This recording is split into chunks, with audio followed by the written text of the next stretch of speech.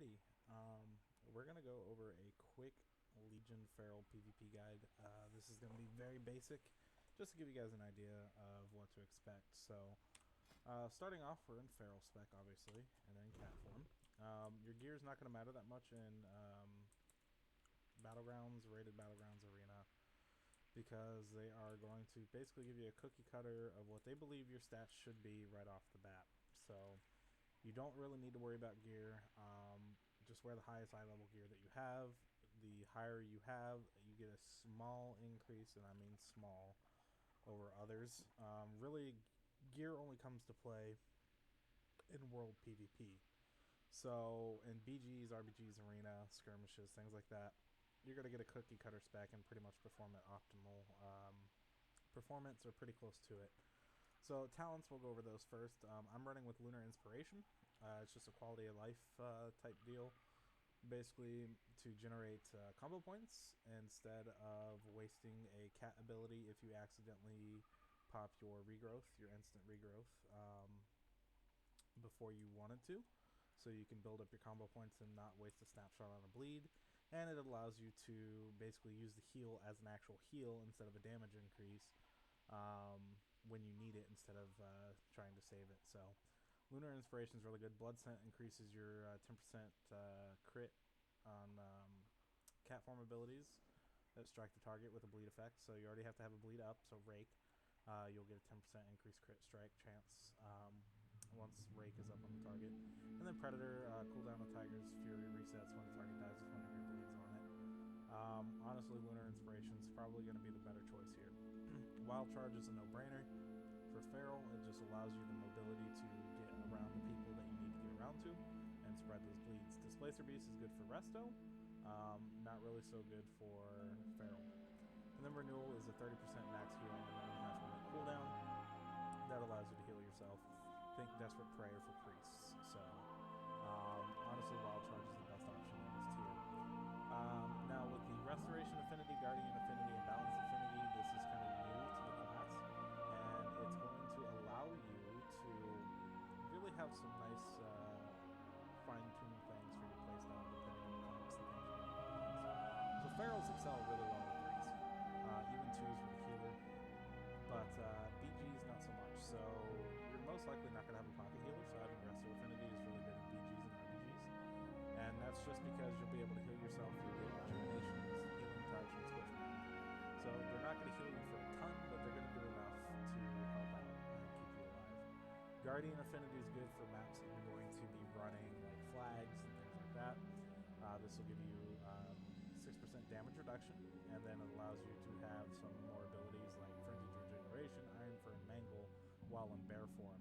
So this is really good if you need the extra heals from Frenzied Regeneration, or you're carrying flags and you're getting trained on, and you might have a healer with you, but maybe they're not keeping you up as well as you would like. Guardian Affinity is really good for that. Iron Fur reduces some damage, so that's really nice. Frenzied Regeneration, you get 2 stacks of that and allows you to heal up, so, and then you get Mangle. And then Balance Affinity is really nice because it gives you a 5-yard increase on all abilities. So this will allow you to use your melee abilities 5 yards farther back. Now that doesn't sound like a lot, but it really can make or break an arena match sometimes, especially if you're playing a class that's really kiting you hard. So that extra 5 yards really can come in handy to get that rip or rake out and get those bleeds off. So really, out of these 3, it's personal preference at this point which one you want to choose. I do a lot of BGs, so I'm running Resto Affinity. When I'm in arenas, I generally go with Balance or Guardian, just because I'm generally running with a healer already that's pretty good. So tier 60, you're going to be running Mighty Bash over Mass Entanglement or Typhoon. Having that stun is really nice. It's a 5-second stun, so that is on a 50-second cooldown. Then you have Mass Entanglement, which allows you to root everybody in place for 30 seconds. And then additional nearby enemies. Damage may interrupt the effect.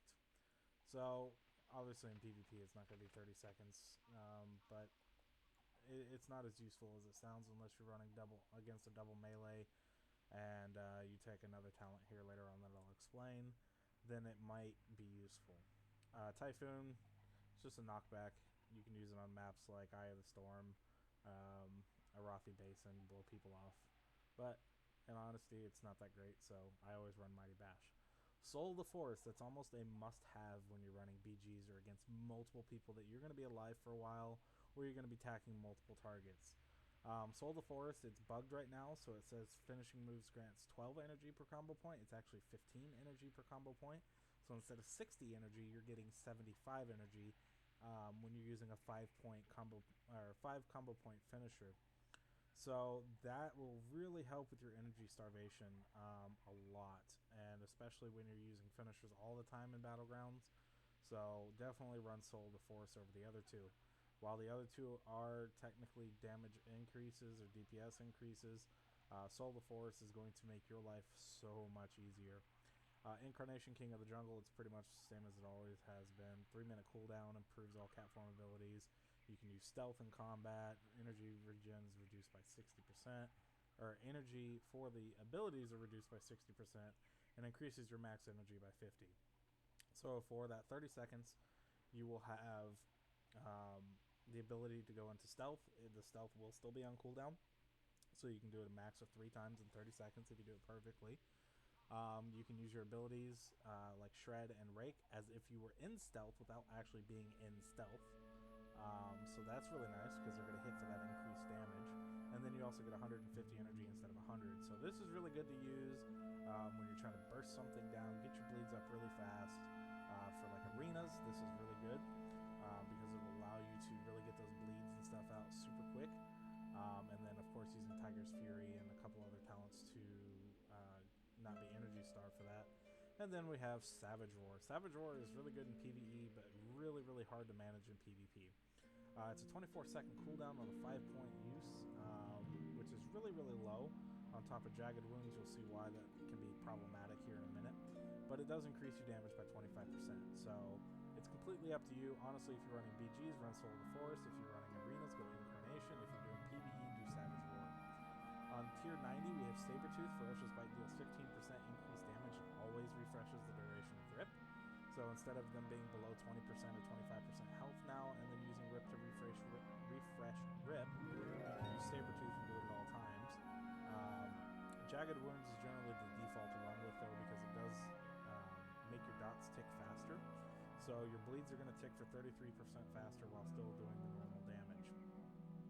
Aloon's Guidance is really good if you go with Savage Roar. It allows you to get a full 5 points, combo points right off the bat. It's on a 45-second cooldown, and it generates an 8 additional combo points over 8 seconds. So 1 combo point every second for 8 seconds after your initial 5. So using Aloon's Guidance while in stealth with Savage Roar to get a full 25% increase of your damage up, and then, you know, letting your combo points build back up to open up into a Rip and all that super fast on a target can be really, really useful to get maximum bleed damage out right off the bat. But again, running with Savage Roar in Arena, extremely, extremely difficult in the sense to master. I mean, you can do it, but to actually have the perfect uptime or to even come close to that is extremely difficult when you're having to deal with everything else going on. So Jagged Wounds is generally the default in this tier. Moment of Clarity, this one here now affects your next 3 shreds, thrashes, or swipes and increases their damage by 15%. And your max damage is increased by 30, so instead of 100, you'd have 130. Blood Talons is almost a must-have for ferals. Honestly, Jagged Wounds and Blood Talons should just be baked in. Blood Talons, when you cast that regrowth, instantly off of your... oh, hell, what's it called? Something Clarity. It's not Moment of Clarity, it's the other one. Oh, hell. I'm going to have to go over here.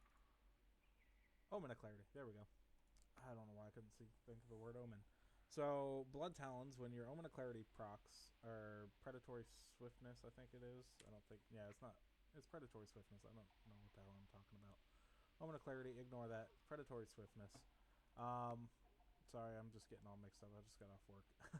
So when your Predatory Swiftness kicks in, Blood Talons will increase the damage of the next 2 abilities used by 50% and allow you to use an instant regrowth. So you'll pop your instant regrowth, hit a Rip if you have 5 combo points already, or if you say you're at 4 combo points, you'll hit a Rake and then a Rip. So that gets you what they call a snapshot bleed out, and that allows you to get maximum damage on your bleeds. And then you have Brutal Slash. Brutal Slash, a lot of Ferals tend to run with this for PvE when doing AoE, just because it does really good AoE damage, and it does award a combo point. But in PvP, honestly, it's worthless. Let's move on to the honor talents real quick. I am already prestiged, rank 5 again, moving on back up. So I take Gladiator's Medallion because I like to have control over when I break out of CC, not letting the game decide for me, and I'll cover that here. Adaptation, it replaces the Honorable Medallion and removes any loss of control with a duration of 5 seconds or less, and can only occur once every other minute. So while it technically can happen twice in 1 minute for a CC or stun that's under 5 seconds, I still like to have that control of breaking out when I need to. Relentless will just reduce the damage or the duration of all incoming CC by 20%. So really, you're going to want to run Gladiator's Medallion. You can run Adaptation. I've seen some people run that, but I like to have the control, so I don't like the game to decide for me. So the next tier, we have Hardiness, Reinforced Armor, and Sparring. Hardiness will, while you're 80% health, take 20% less damage. This is really good if you have a healer that's extremely good at topping you off in arenas or BGs. Reinforced Armor is probably the all-around better option, just because your health is increased by 10% at all times. So even if you don't have a healer with you, you're going to have 2% more health, and that does make a difference. Sparring, you have a 20% chance to be blunted, basically dealing 50% reduced damage. So again, unless you're running against double melees or a really melee heavy comp group for RBGs or something, I really wouldn't take Sparring. I would take Reinforced Armor. The next tier here, we have Tooth and Claw, Protector of the Grove, and Thorns. Tooth and Claw is really good when you're running battlegrounds that have flags, or you're running carts or anything like that, orbs. So it's going to increase your health by 15% while in bear form. It's also going to teach you Enraged Maul, so it just does more damage. Protector of the Grove, when you use Regrowth on an ally, it'll always critically heal and reduce the cast time of the next one by 50% for 6 seconds. So that's really good if you need to off-heal in arenas or twos, something like that. And then Thorns is my personal favorite right now. It's a new talent.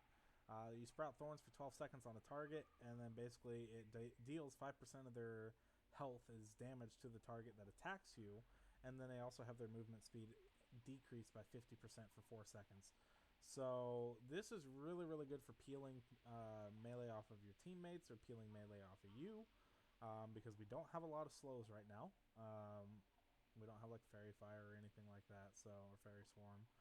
So this is really, really good to have, especially in arenas, because you're just going to be that much more mobile for kiting and slowing people down. So Savage Momentum is the one that I prefer to run with, and every time you interrupt a spell with Skull Bash, you will reset the cooldown on Tiger's Fury, which if you didn't know, Tiger's Fury will instantly restore 60 energy, and all your attacks increase in damage by 15% for the full duration. So Tiger's Fury is definitely a must-use item, so being able to reset that on interrupting a cast is really, really nice. Freedom of the Herd, when you cast Stampeding Roar, basically it's going to clear any of the roots that you have on you and all of your allies that are nearby. And then Malorn's Swiftness is a new one, and I haven't really played with it too much, but basically your travel form is increased by 20%, and then you always move at 100% movement speed while in travel form. So I haven't tried getting like slowed or tried to get like rooted or anything with this yet to see if that is basically what it's meaning, saying that you're unrootable or unslowable while in travel form, but you're pretty squishy in travel form, so just be careful with that. For this, I choose Savage Momentum for the extra energy, especially for battlegrounds and RBGs. Now, this one here is kind of a situational one. So, King of the Jungle. Basically, for every enemy you have Rip active on, you increase your damage by 4%, and your speed is increased as well by 4%. You can stack up to 3 times. So essentially, you could have bleeds on 3 people at max, and then have 12% increased speed and 12% increased damage. So that would be really, really good in 3s. Enraged Maim basically replaces your normal Maim, which costs combo points, and allows you to use an instant cast, 6-second cooldown Incapacitate, that will not break on your bleeds. It will break on all other damage, but not your bleeds. So if you got full snapshot bleeds up on somebody in 2s, You enrage maim them, get a full 6 seconds. They don't have a trinket, nothing's going down. You switch over to the healer or whatever, and your buddy doesn't touch them. You nuke down their healer or whatever. It's GG, and they're still incapacitated, ticking away on those bleeds. So, enraged maim, really, really good for 2s and 3s, solo type situations. So, the reason I run enraged maim is just for the extra basically a kick, so that I can stop a cast or stop a heal going off versus King of the Jungle. King of the Jungle is probably going to be better for BGs though, just an overall damage output.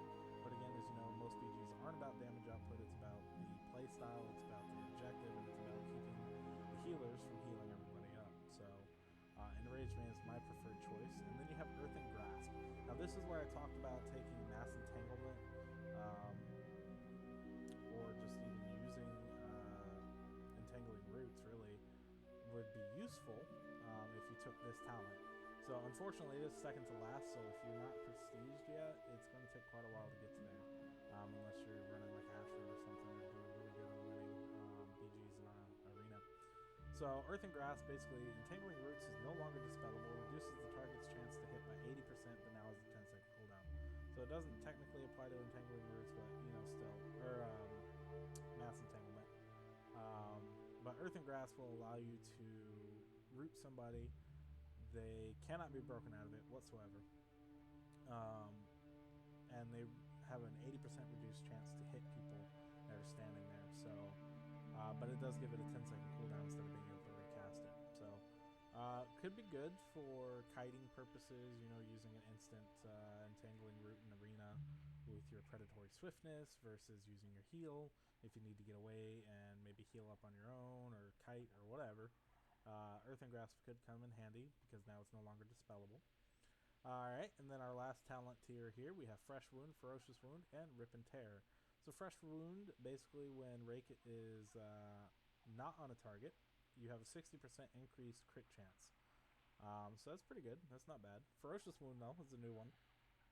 And it just seems to really help out with killing things.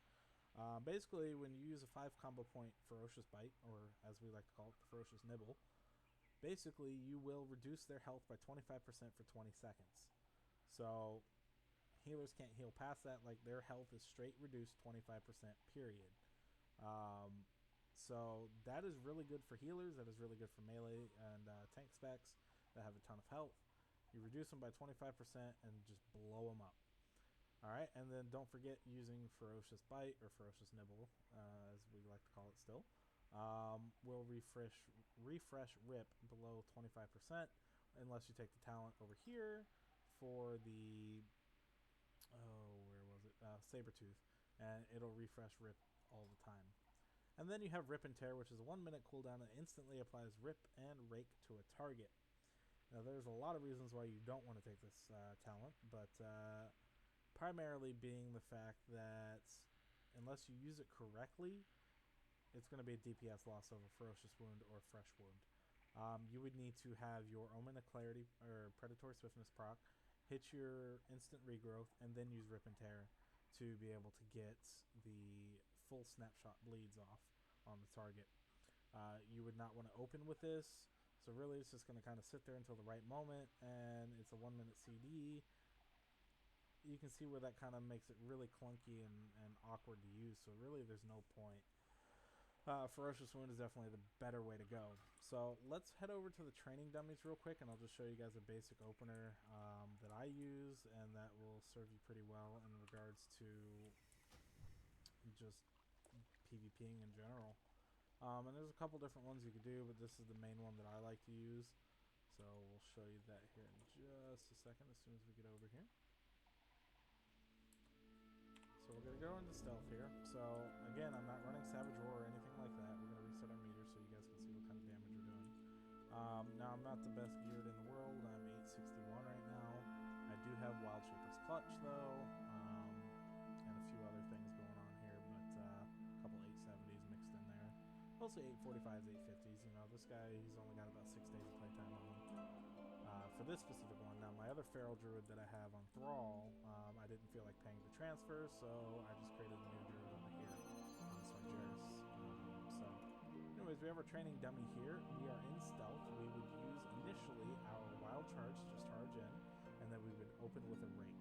Now, the reason you don't want to open with a shred, you want to get that bleed off as soon as possible so that you get that damage rolling. When you are stealth, rake will stun the target for 4 seconds as well, and deal 100% increased damage. So it could be quite a bit of damage. Once we're done doing rake, we're going to come out and immediately do a shred. And then we'll also do a Mighty Bash if we needed to stun them again for another 5 seconds. But again, remember, it's going to DR, so it's not going to quite be the full duration. You could do it in Rage Maim, it's going to incapacitate if you wanted to. But basically at that point you wouldn't really need to. Just build up your combo points. And what I like to do is open with a full 5-point Ferocious Bite, just because it's going to reduce their health by 25% at that point. And then I work my Tiger's Fury in and work my combo points back up to 5. And then I pop my, or 4 actually, pop my instant regrowth, because Predatory Swiftness will proc every time you use a 5-point combo finisher. And then that will allow me to apply my rake for my last combo point, and then apply my rip for full snapshot bleeds. So I'll show you guys what that exactly looks like. It sounds a lot more confusing than it is. It does take a while to get really used to doing that though, especially consistently. But once you get that initial opener and you can save that Predatory Swiftness proc and then just start spreading snapshot bleeds around on everybody, it's not bad. Feral does okay damage, but definitely not quite where we would like it to be. So what we're going to do is we're going to back up here. So we're going to go into this opener real quick, and I'll show you guys how to do it. So here we go. Open up, shred, get that Moonfire out. And we're going to do our first bite. We're going to rake again, shred, because we have that proc for it. And then we're going to pop our heal, we're going to rake, and then we're going to rip. And then we can pop again, we're going to Ashman's Frenzy, rake again, and then we can do another Ferocious Bite at that point. So just to show you guys there, that was a quick, easy opener intro there. So at this point here, we've done just shy of 6 million damage, and I'm sure we've done, could do more. But again, this is on a training dummy, so take that in mind. This isn't PvP in a sense, but we'll go in here. So Rake, Rip, Ashman's Frenzy, those are going to be your main abilities. Generally in BGs, RBGs, things like that, even in arenas, your Ashman's Frenzy is not going to be above Shred. If you don't use Shred a lot, that's okay. You don't have to by any means. It's technically an energy waste if you're good at kiting and just running around and letting your energy pull up a little bit. But if you're trying to burst something down as quick as possible, throw a couple shreds in there to get those combo points up. So Rake here, as you can see, is ticking for 121.2k. Max hit, it's hitting at 247. So not bad. Again, this is not PvP numbers by any means. Rip is hitting for about 82. I notice in PvP that this hits for about 35 to 40k. Rip generally hits for about 35 to 40k. Shred will hit for about 50k, give or take. Those seem to be the numbers for my item level right now. So let's see. So Rip, maximum hit at 140k. Ashman's Frenzy. Now Ashman's Frenzy was empowered by my Predatory Swiftness proc, and then using my instant heal to have that Blood Talons. So we'll go through it one more time here just to show you guys exactly what to do. Now, if you notice there for a second, I got a little mixed up when I was trying to cast Moonfire. It's because I had run out of energy already. So what you really want to do is pop Tiger's Fury after about the second shred, or maybe a shred and a Moonfire. So let's go into this again. So we'll go back into stealth, and then we'll come in here. We'll do a Rake, shred, Moonfire, proc. Free shred will bite. We will pop, rip at that point, and then rake, and then we'll pop Ashman's Frenzy, and then we will fight for a full shred as well. So the leaves you see here are the Omen of Clarity, and now it used to apply to pretty much anything. Now it only applies to the Shred, Thrash, and Swipe. So when you see this, it's free shred. We don't use Thrash or Swipe in PvP. So it's a free shred to build a combo point. As you can see, 6.57 mil damage. So again, we open with a rake. It's too far away. Preferably, you would go right into a Moonfire just for that extra dot, and then a shred. Moonfire costs 30 energy, shred costs 40. So you could use Moonfire to be your main combo point builder over shred, but shred hits really hard on bleed targets. So again, it's your discretion. If you'd rather just pull your energy, kind of kite around until you build up your combo points a little bit without spamming them, that's perfectly fine. So rake, Moonfire, shred, and then you could Moonfire again another 2 times if you didn't pop, any extra combo points. I do have Wild Shaper's Clutch, so that does kind of change things in PvE, but not PvP. And then again, you want to get that 5 points Ferocious Bite off, build back up, and then use your Rip and Rake. So if you're at 5 combo points, use your Rip. If you're at 4, use your Rake, then Rip. And then it'll give you again another proc. Pop it, hit Ashman's Frenzy, and then let it build up. That'll give you 3 combo points. And then once you hit 5, depending on if your Rip or Rake is about to fall off, you can refresh either one of them, or you can go into another 5 point, depending on their health. Ferocious Bite, refresh that Rip, and then get another Rake off right after it. So it's really situational, and you just have to be really aware of what's going on, where their health's at, where your energy's at. What do you really need to do? There is no cut and dry rotation, unfortunately, for Feral Druids. If you want a class that you just hit 3 buttons and you dominate, or people just fall over dead, well, Feral's not going to be for you. It takes a little bit to build up our damage and to ramp up our damage, and we are squishy. We only really have Survival Instincts as our main cooldown. I can pop in, get a Swift Mend off, pop in a Bear form if I had my Guardian talent here. I could use for Frenzied Regeneration. Sorry, I can't talk today. You can increase with your weapon the time that Survival Instincts lasts right here with Honed Instincts. So increases Survival Instincts by 3 seconds. So instead of 6 seconds and 6 seconds, you get 9 and 9. So essentially 18 seconds total of 50% reduced damage versus 12. It's not going to really make or break you, but it can with certain matches. So definitely a talent to get. There's only one talent that I have not picked up on this weapon yet, and I refuse to even waste energy into it, and that's Sharpened Claws. It increases damage dealt by Swipe by 7%. I don't give a shit about Swipe. I PvP, I don't PvE on this guy. I really don't care. So that's why I dumped all my artifact power into the ones that I needed, and then maxed out my Resto weapon, so I'm not just wasting artifact power on useless bullshit that I'll never use again. So anyways, guys, I hope that helped some. I'm sorry for the long video, and I'm sorry if I rambled on or messed up a little bit. This is live, so it's not rehearsed like some of the other guys out there where they put it all together in a nice neat little package for you. I just wanted to go over everything and show you guys exactly what was what. Also in PvP with your weapon, none of these matter at all, so just put the highest eye level ones in there you got. Unless you're doing PvE on top of that, then none of this shit matters. It's not usable, it doesn't proc or do anything extra in PvP.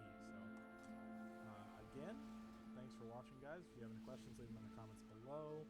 Hopefully Blizzard will work on Feral a little bit. There's been a lot of suggestions on how to fix them, just because our bleeds do fall off so fast, even having to deal with Savage War and PvE and all the other bullshit. You mess up and your DPS goes tanks, gone, done. So it's very, very punishing, which some people like. I don't mind it. I've always had Feral. I don't do Flavor of the Month, so but some people, it's making it very difficult for them, especially with the lowered utility and certain things going on in the classes. There's really no reason to bring Feral into Mythic Nighthold Run or any of that stuff. So progression content, when you can take a Rogue or a Demon Hunter that's going to do a shit ton more damage, shit ton more AoE, have more utility, be more useful. So Blizzard's got some things they need to work on for Feral, but right now in the state that it's in, it is doable. May not be the most fun you'll ever have in your life, But if you really love Feral and you really love the class, then you'll still love playing, and it won't be too big of an issue. You'll work around the limitations and find ways to game it to where you have fun until Feral gets back to where it needs to be. So, again, thanks, guys. Talk to you later, and I will see you next time.